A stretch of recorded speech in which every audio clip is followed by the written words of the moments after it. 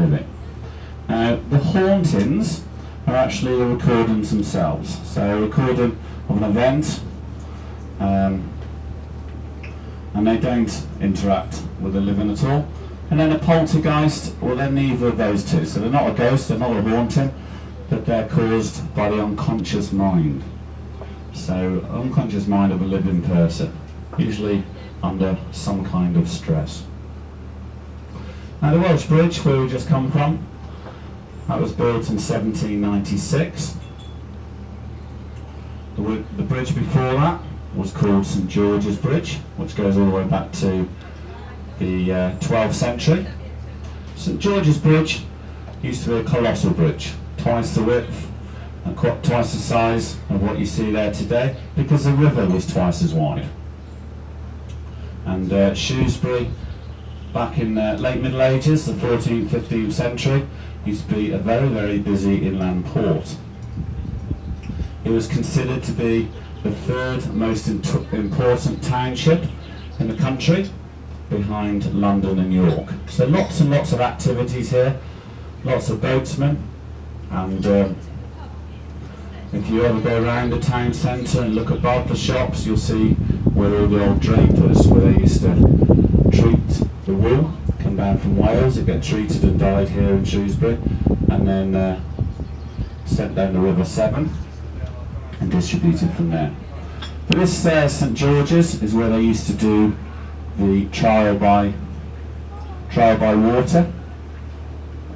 Now the trial by water, if you were accused of being a witch, wasn't a very nice time to be a woman back then, to be honest.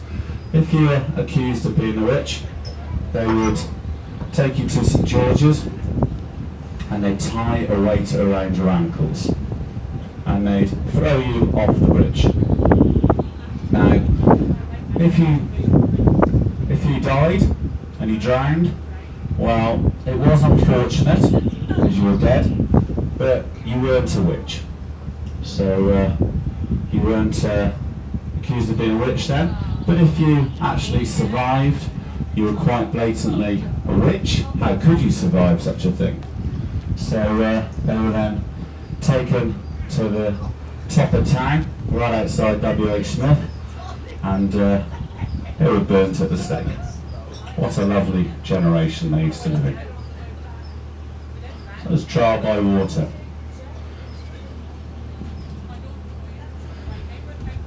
Now if you look over on the port side, this is the Quarry Park. The quarry is 29 acres in size, and it's home to the flower show. The flower show here in Shrewsbury is the longest running flower show in the world. It's been here since 1856. Previous to that, it was over at Frankwell, and it started there 1837. The very first 5 flower shows were over at Frankwell there. As I mentioned, the river was twice as wide in those days, and